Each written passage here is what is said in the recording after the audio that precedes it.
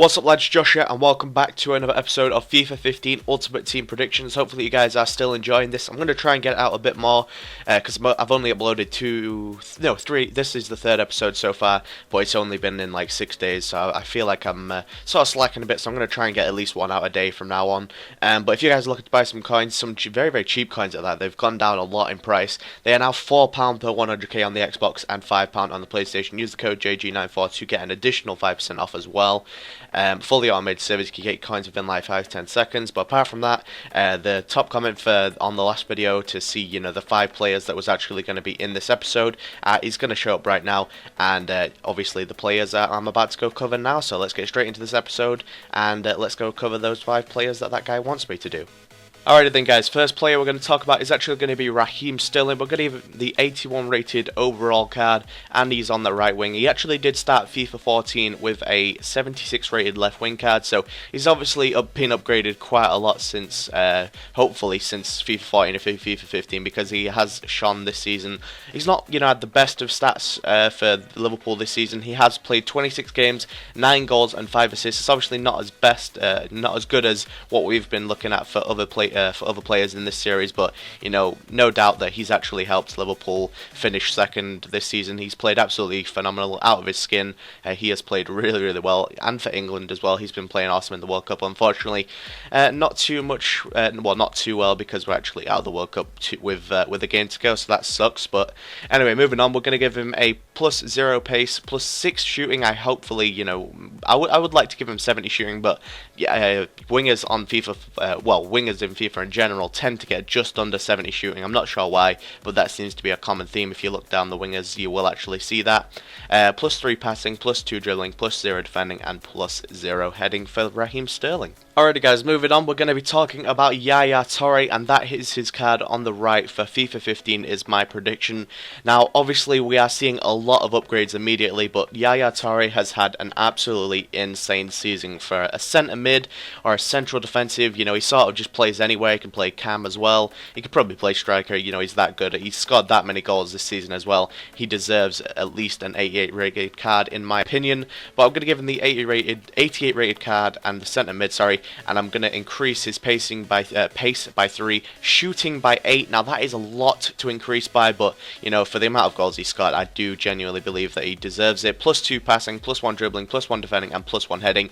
Now let's quickly talk about his season. 41 games, 21 goals and 9 assists for a centre mid. What the bloody hell? How has he done that? How has he scored that many goals as a centre mid? It's absolutely crazy. I'm pretty sure it's one of the best I've ever seen for a centre mid, but highly, deserves this 88 rated card. As much as I hate Man City, I do think, he deserves at least an 88 rated card. Moving on to the next player, guys, we're actually going to talk about Aaron Ramsey. We are going to cover him next, and he would look like an absolutely phenomenal card on FIFA 15. Now, I think he started FIFA 14 on a 77 rated centre mid, so when you look at it, this is actually a 7 rating increase from 1 year. That is absolutely crazy, and I do believe he deserves it at least. I was asking you guys on Twitter, for pretty much all of his stats and all of his ratings and stuff, and you guys pretty much agreed. Most people said 83 rated for overall, and that is what I've given him. I've given him +1 pace, +2 shooting, +1 passing, +1 dribbling, +2 defending, and +2 heading. Kept his weak foot and skill moves the same at 3-star apiece.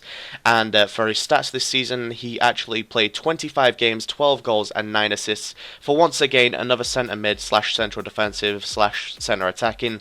He has played absolutely out of his skin, but unfortunately that injury did rule him out. I think, without that injury, I think Arsenal could have finished, third, maybe even second, because they were first at December, I think. So losing him was a huge part to Arsenal's decline in the towards the end of the season, in my opinion. But played phenomenally, and well deserves this 83 rated card.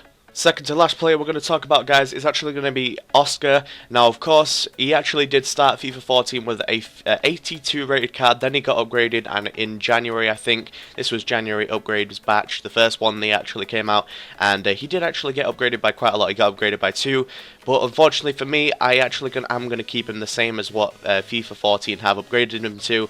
I'm going to change his stats a little bit. Going to change +1 pace, +3 shooting, +1 passing, +2 dribbling, and keep the defending and heading the same.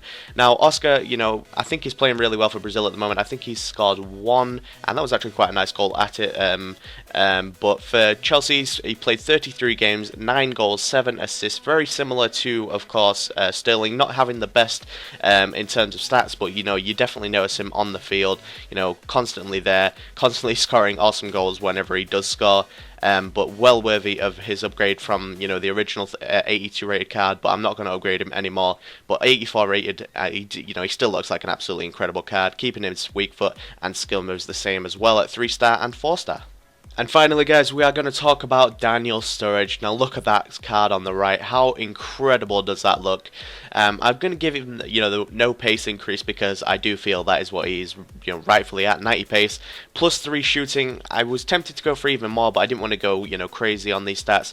+3 passing, +1 dribbling, +0 defending, and +1 heading. Now, I actually think he started off FIFA 14 with an 80 rated card, so, you know, giving him pretty much 4 overalls increase in 1 year is actually phenomenal. I've actually increased his weak foot to 4-star as well. I think it was 3-star in FIFA 14, so I do think he deserves that at least 4-star skill moves I've kept the same, and he just looks like an incredible card. For this season, he played 26 games, 21 goals, and 7 assists. Him and Luis Suarez was absolutely banging them in every single week. That's all you would see on Sky Sports News. Sturridge and Suarez scoring pretty much every single game. But absolutely phenomenal card. Would look, you know, crazy.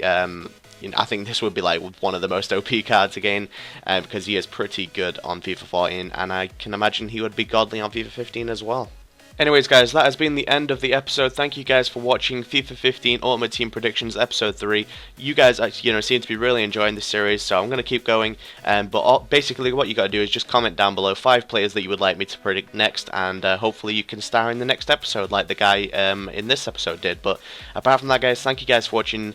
If you did enjoy it, leave a like, rate, and subscribe to my channel if you're new around here. Follow me on Twitter at @JackScreamer4. And apart from that, guys, I'll see you guys soon.